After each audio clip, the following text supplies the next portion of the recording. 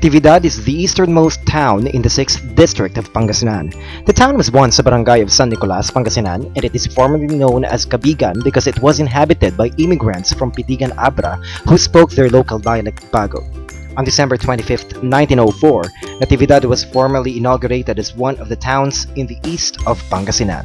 Today, Natividad is one of the fast-rising tourist destinations in the province of Pangasinan. Hello everyone! Andito tayo ngayon sa napakagandang bayan ng Natividad para mabisita ang kanilang ipinagmamalaking Sky Plaza at para masubukan na rin ang kanilang zipline sa taas ng bundok. Tara, samahan niyo ako! Located at the top of Caraballo Mountain, Bachelor West, Natividad, Pangasinan lies the 120-meter Sky Plaza. Reaching the top denotes success, especially when you saw the breathtaking scenery at the foothill of the mountain.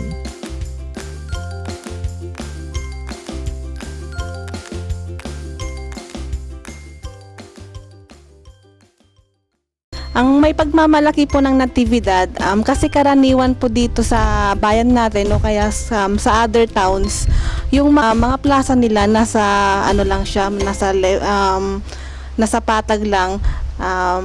Yung Sky Plaza namin, nandito siya sa talagang peak, nandito sa bundok, kaya may thrill po siyang may thrill po siya, at saka marami po siyang adventure dito, gaya po ng zipline.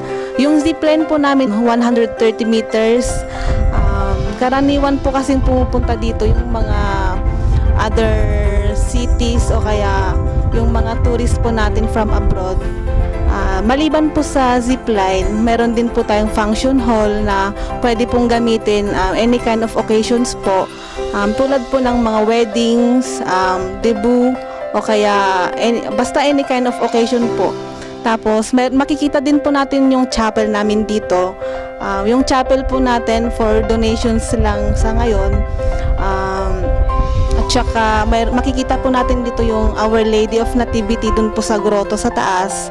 Tapos mayroon din po tayong crucifix dun sa lagpas po ng grotto.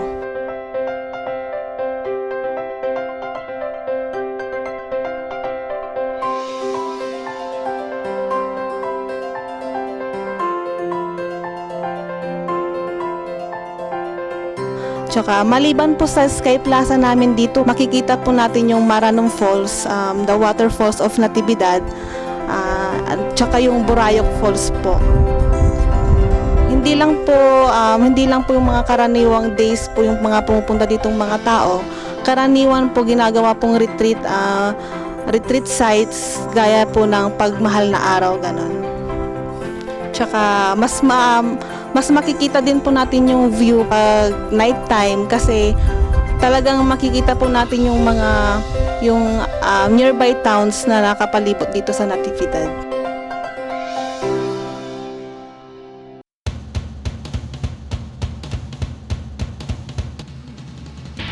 Super mura lang talaga ang pagpunta dito dahil sa 15 pesos mo, may pamasahe ka na sa tricycle paakyat ng Sky Plaza, and take note, wala pang entrance fee na babayaran. Ang tangi mo lang babayaran ay ang kanilang zipline ride na nagkakahalaga lamang ng 50 pesos para sa mga turista at 30 pesos naman para sa mga Natividanians.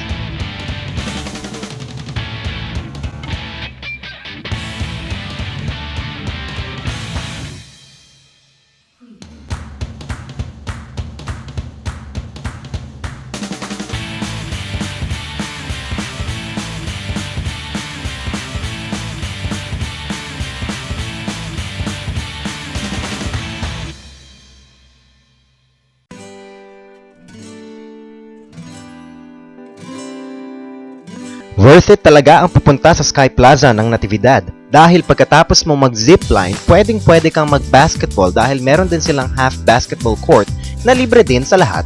At syempre, kapag napagod at nagutom ka sa mga activities sa taas ng bundok, pwede kang kumain sa kanilang mga picnic tables na nasa view deck ng plaza, kung saan makikita ang mga bayang nakapaligid sa Natividad at ang luntiang kabundukan ng Caraballo.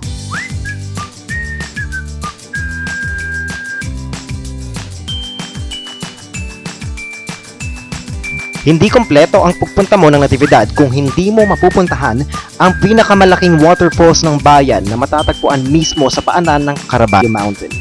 Hindi rin papahuli ang Natividad pagdating sa mga modernong resorts sa Pilipinas. One of the well-known resorts in Natividad is the Sirok Timanga Resort. Ilocano term for Under the Mango Tree Resort, Sirok Timanga Resort is ideal for camping and nature walking.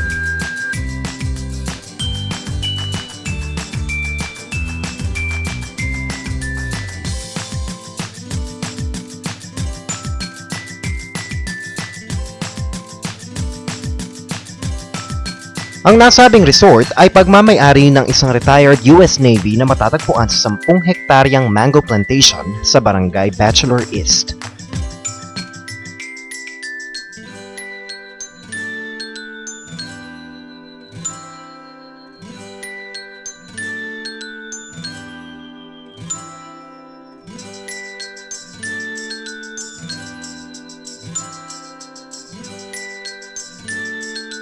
On behalf of the townspeople of Natividad, inaanyayahan po namin kayo ma'am, sir, na bumisita dito sa Natividad para makita nyo po yung mga tourist spots natin dito tulad ng Sky Plaza, Damaram Falls, at mga resorts po namin dito.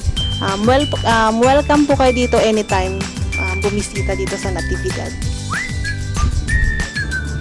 Natapos na naman ang isang araw ng pagtuklas sa mga natatagong tourist destination dito sa Pangasinan. Samahan niyo akong muli sa aking paglalakbay dito lang sa travel.com.